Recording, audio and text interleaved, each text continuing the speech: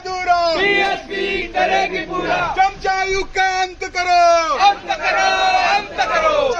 जिंदाबाद, जिंदाबाद। बीएसपी आई है, नई रोशनी लाई है, बीएसपी आई है, नई रोशनी लाई है। पुणेकरांचा धिक्कार असो, धिक्कार असो, धिक्कार असो, पुणेकरांचा धिक्कार असो, धिक्कार असो, धिक्कार असो, पुणेकरांचा धिक्कार असो, धिक्कार असो, धिक्कार असो। चमचा युग का अंत करो, अंत करो, अंत करो, चमचा युग का अंत करो, अंत करो, अंत करो। बीएसपी आई है, नई रोशनी लाई है, बाबा आपका मिशन अधूरा, बीएसपी करेगी पूरा, बाबा आपका मिशन अधूरा, बीएसपी करेगी पूरा। चमचा युग का अंत करो, अंत करो, अंत करो, चमचा युग का अंत करो, अंत करो, अंत करो। बीएसपी आई है, नई रोशनी लाई है, बीएसपी आई है, नई रोशनी लाई है, बाबा आपका मिशन अधूरा, बीएसपी करेगी पूरा। वोट हमारा राज तुम्हारा, नहीं चलेगा, नहीं चलेगा, वोट हमारा राज तुम्हारा, नहीं चलेगा, नहीं चलेगा। बीएसपी आई है, नई रोशनी लाई है।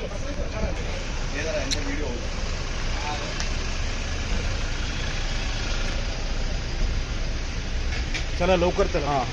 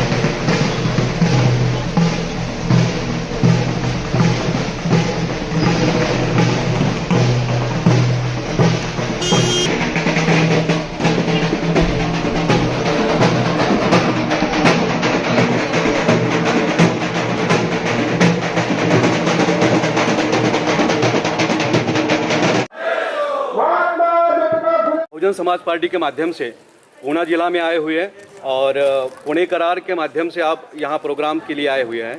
तो मेरा पहला प्रश्न ऐसा है सर कि पुणे करार के बारे में आप क्या बताओगे? देखिए, बहुजन समाज पार्टी के संस्थापक और जन्मदाता मानवर श्री कांसीराम साहब ने 1982 में इसी पूना की धरती से पुणे धिक्कार का आयोजन करने का काम किया था।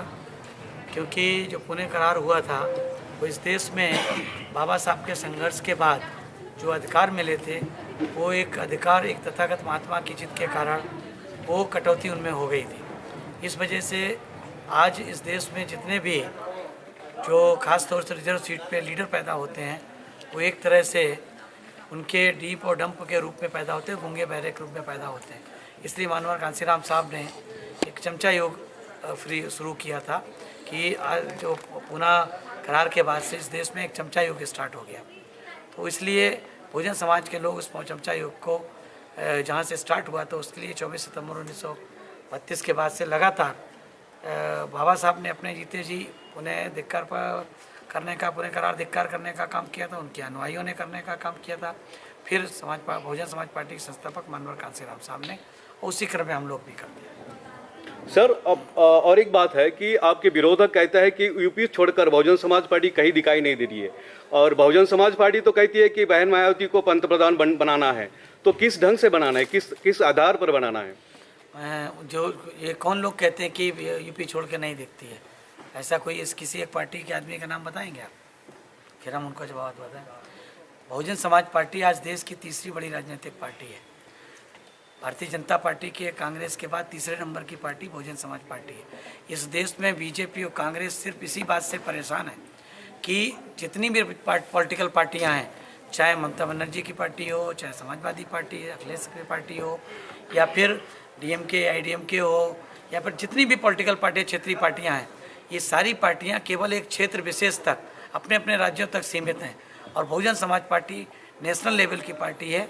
इस वजह से बीजेपी और कांग्रेस दोनों को ये डर लगता है कि अगर हमको कोई रिप्लेस कर सकता है तो बहुजन समाज पार्टी करती है, इसलिए वो अपनी मनुवादी मीडिया के माध्यम से इस तरह का प्रचार प्रसार करते हैं।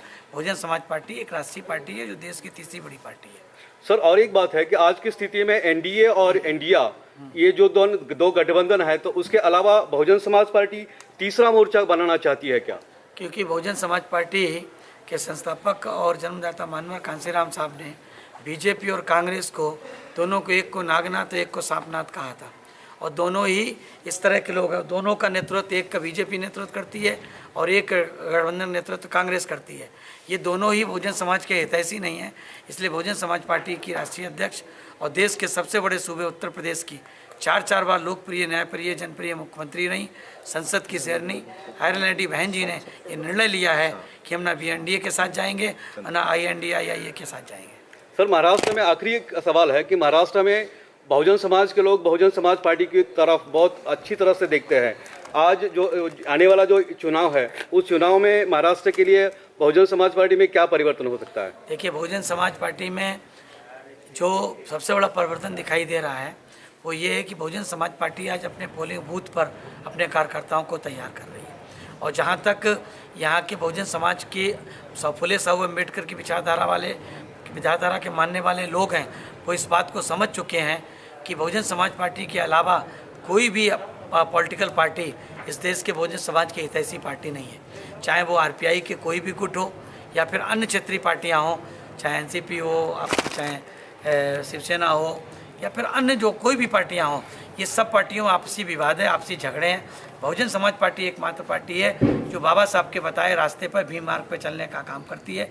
एक नेता, एक पार्टी, एक पार्टी, एक राष्ट्रीय पार्टी, एक नेता, एक विचारधारा और एक लक्ष्य, इसको मानने का काम केवल बहुजन समाज पार्टी करती है। इसलिए पूरे महाराष्ट्र के लोग ही नहीं, पूरे देश के लोग बहुजन समाज पार्टी के जो नेशनल कोऑर्डिनेटर हैं श्री आकाश आनंद जी, उनके नेतृत्व में इस प्रदेश का पूरा बहुजन समाज का युवा उनके साथ पूरी ताकत के साथ जुड़ रहा है।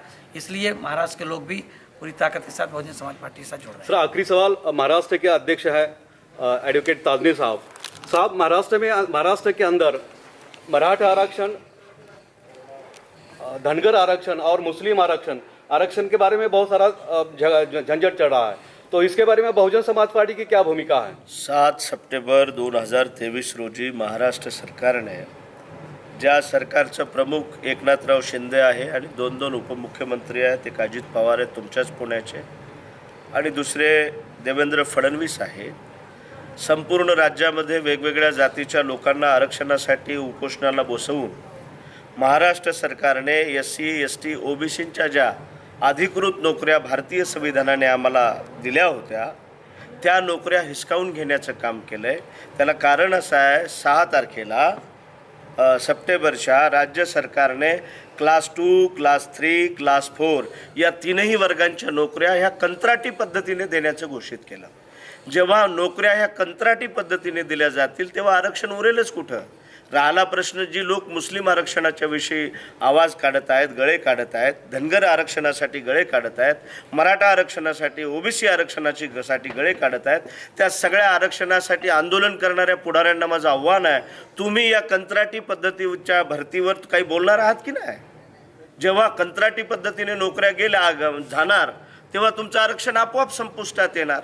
या विरोधामध्ये बहुजन समाज पार्टीने राज्य सरकारला सांगितलं आहे, आम्ही बहुजन समाज पक्षाच्या राष्ट्रीय अध्यक्ष प्रमादरणीय बहनकुमारी मायावतीजी यांच्या दिशानिर्देशानुसार, पक्षाचे राष्ट्रीय कोऑर्डिनेटर आमचे नेते माननीय आकाश आनंद साहेब यांच्या दिशानिर्देशानुसार, पक्षाचे केंद्रीय कोऑर्डिनेटर आणि राष्ट्रीय महासचिव माननीय खासदार डॉक्टर अशोक सिद्धार साहेब यांच्या नेतृत्वामध्ये, नितीन सिंग साहेब यांच्या नेतृत्वामध्ये आगामी हिवाळी अधिवेशनावर बहुजन समाज पार्टी 5 लाख लोकांचा मोर्चा, इथल्या विद्यार्थ्यांचा मोर्चा, बेरोजगारांचा मोर्चा, ज्यांच्या नोकऱ्या हिसकावून घेण्याचं काम राज्य सरकारने केलं त्यांच्या हितासाठी आणि हा जो GR आहे तो तात्काळ वापस घ्यावा या मागणीसाठी आम्ही काढणार आहोत। राहिला प्रश्न या मराठा आरक्षणाचा, तर मराठ्यांना आरक्षण मिळालंच पाहिजे, पण OBCसाठी जे आरक्षण नमूद केलेलं आहे त्याला धक्का न लावता त्यांना आरक्षण दिलं पाहिजे। जसं सवर्णांसाठी लोकसभेमध्ये आणि राज्यसभेमध्ये विशेष अधिवेशन पारित करण्यात आलं आणि त्यांना 10% आरक्षण केंद्र सरकारने घोषित केलं.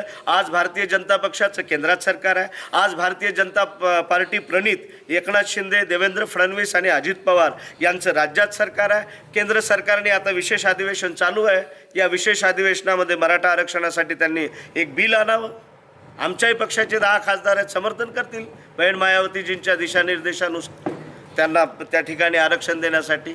पण यांना मराठ्यांना आरक्षण द्यायचंच नाही आहे. मुळी यांना झुलवत ठेवायचं आहे. म्हणून जी लोक तुमच्या आरक्षणाच्या हिताच्या विरोधात आहेत त्या लोकांना सत्तेच्या बाहेर बसवणं नितांत गरजेचं आहे. आणि त्यासाठी म्हणून आम्ही संपूर्ण विदर्भामध्ये, मराठवाड्यामध्ये, पश्चिम महाराष्ट्रामध्ये, खानदेशमध्ये, मुंबई कोकण झोनमध्ये एका दिवशी 2 विधानसभा याप्रमाणे मोठ्या व्यापक स्वरूपात कार्यकर्ता प्रशिक्षण शिबिरं हातात घेतलेली आहेत. याचे परिणाम तुम्हाला आगामी काळात दिसतील. बहीण मायावतीजींच्या मार्गदर्शनाखाली माननीय आकाश आनंद साहेबांच्या नेतृत्वात यावेळेस राज्यामध्ये परिवर्तन झाल्याशिवाय राहणार. सर, जे काल नवीन संसदमध्ये डॅनिश अली यांच्यावर जे काय ॲलिगेशन केले, त्यांच्यावर जी काही शिवीगाळी केली, BJPचा जो सांसद होता रमेश बिदुरी, तर त्याबद्दल अनेक ठिकाणी प्रतिक्रिया. मुळात तुम्ही एक गोष्ट लक्षात घ्या, या देशाच्या केंद्र सरकारला, नरेंद्र मोदी आणि तत्सम सगळ्या भाजपच्या लोकांना हे जे निवडणुका आहेत ह्या ध्रुवीकरणावरती लढवायच्या आहेत. जाणीवपूर्वक त्यांनी त्यांच्या जातीबद्दल बोलले, त्यांच्याबद्दल प्रश्न बोलले.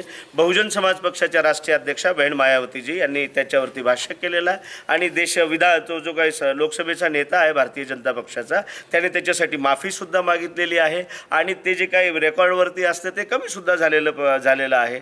आता जर तुम्ही या सगळ्या प्रकरणाला गती देण्याचं काम केलं तर आगामी जी निवडणूक आहे, जी बेरोजगारीवर झाली पाहिजे, जी निवडणूक ही लोकांच्या शोषणाच्यासाठी झाली पाहिजे, महागाईसाठी झाली पाहिजे, ती निवडणूक शिफ्ट करून तुम्ही हिंदू मुस्लिम करण्याचा प्रयत्न करत आहेत.